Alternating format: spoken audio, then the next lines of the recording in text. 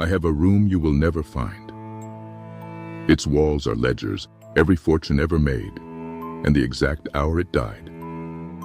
I have read them all. I was there for most. Tonight I'll open one from 1346, when a crowd gathered outside the most powerful bank on earth. The savings of a city on one side of the door, the debts of kings on the other. The doors did not open. They never opened again. Two of the richest banks in the world destroyed by a single customer who simply didn't pay. I warned them. They didn't listen. They never do. Sit, let me show you. In Florence around 1300. Not an empire, not a kingdom. A city of 100,000 people that somehow minted the money half the world trusted. The florin. 54 grains of pure gold. Struck the same way every time, for decades. In an age of shaved coins and lying kings, it did something revolutionary.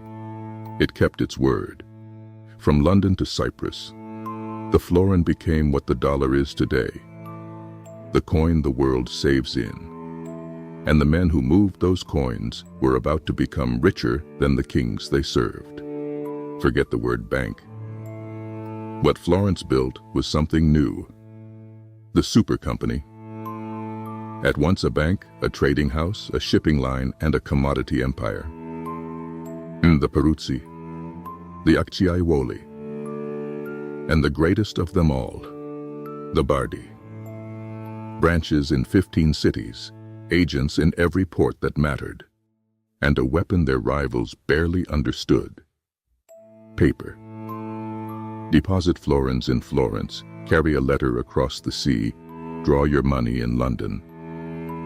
Money had learned to travel invisibly. In their counting houses, clerks tracked it all. Every debt, every florin, every king, in the great books. Everything balanced. Remember that. In this world, the ledger is the truth. Every fortune needs an engine. Theirs was wool. English wool, the finest in the world, fed the looms of Florence, where it became the cloth that dressed Europe's rich. The companies bought the fleeces, financed the weavers, sold the cloth from Lisbon to the Levant, and took a cut at every step. But here is the move that changed history. To buy English wool at the source, you needed the crown's license. And the fastest way to a king's license was to become his lender. A loan for the crown, a license for the company. The wool flowed, the profits compounded. It was brilliant. It was a machine. And it had quietly welded the richest banks on earth to the moods of one man. Follow the money. Florins flowed from 10,000 Florentine depositors into the Bardi and Peruzzi vaults. Out they went as loans, to the Pope at Avignon, to the grain of Naples, to the wool ports of England. Back they came multiplied. This was not a bank serving an economy. This increasingly was the economy. And every strand of the web ran back to one small city on the Arno. Chroniclers began calling the Bardi and Peruzzi the pillars of Christendom. Not palaces, not cathedrals.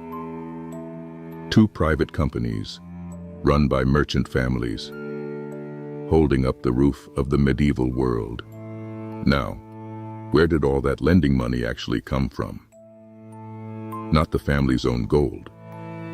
From deposits, the savings of Florence itself. Wool merchants, widows, convents, guilds, everyone with a florin to spare handed it over, because everyone knew their paper was good. Look at the shape of that. Money owed to thousands of ordinary people who could ask for it back any morning, lent to a handful of crowned borrowers who repaid whenever and if they pleased. Deposits short, loans long, sound as long as everyone believed.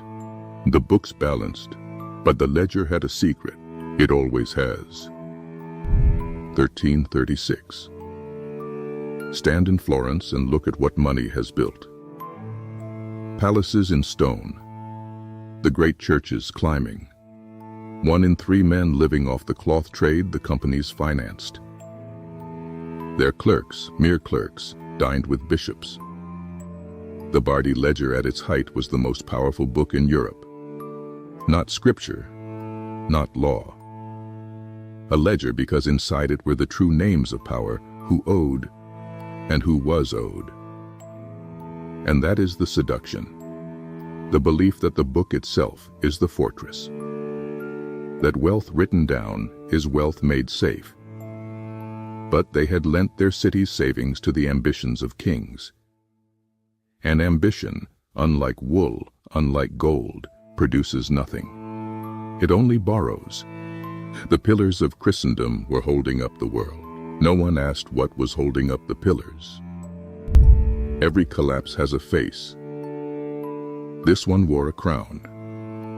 Edward III of England, young, brilliant, and certain that God had made him the rightful king of France. In 1337 he committed England to that claim, and lit what history would call the 100 Years' War.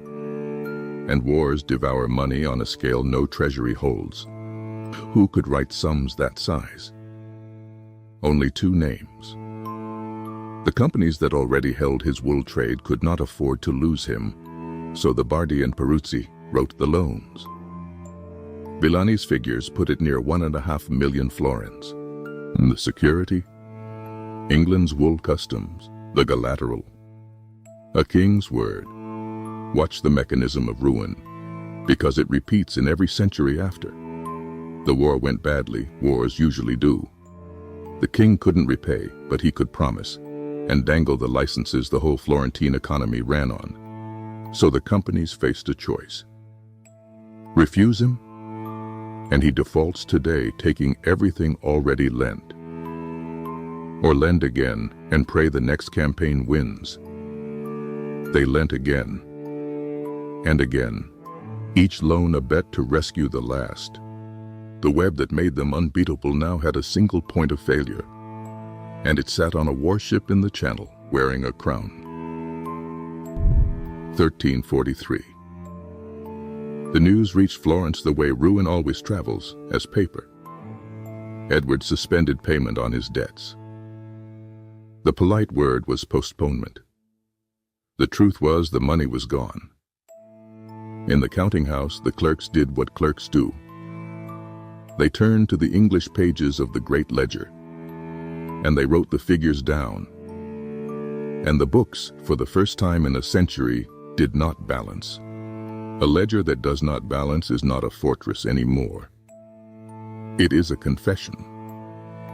Then came the oldest scene in finance. The depositors came. First the cautious, then the frightened, then everyone. The same queue that once carried florins in now stormed the doors to carry them out. And the vaults could not answer because the money was not there. It never was there. It was in Naples grain, Avignon accounts, and the ashes of an English war. And the Peruzzi failed in 1343. The Acciaiuoli followed. The Bardi, the greatest, bled for 3 more years.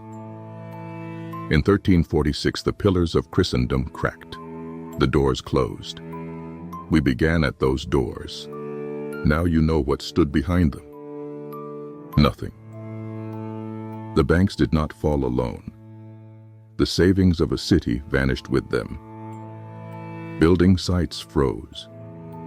The wool machine seized. And Villani, the man who recorded the fortune, ended his days recording the loss. Then in 1348, the plague found a Florence already broken. 6 centuries before anyone said the words too big to fail, Florence lived every scene of it. Short money lent long. A single borrower no one could refuse. Rescue lending, chasing lost lending. The run, the locked doors, the public paying for private ambition. Change the costumes, and you have read tomorrow's news. The names change, the ledger's secret never does. Everything balances until belief stops. And Florence teaches the last lesson, the one this channel exists for. Ruin is never the end of money. It is a changing of hands. Within a century from the wreckage of the Bardi's world, another Florentine family of bankers rose, more careful, more patient. Their name was Medici, but that's another page. And I have all of them. I closed the Bardi ledger in 1346. I have closed 1,000 since. The last lesson is always the same, and I have earned the right to say it. Power keeps no one. It only changes hands, I should know. I've carried the ledger through all of it.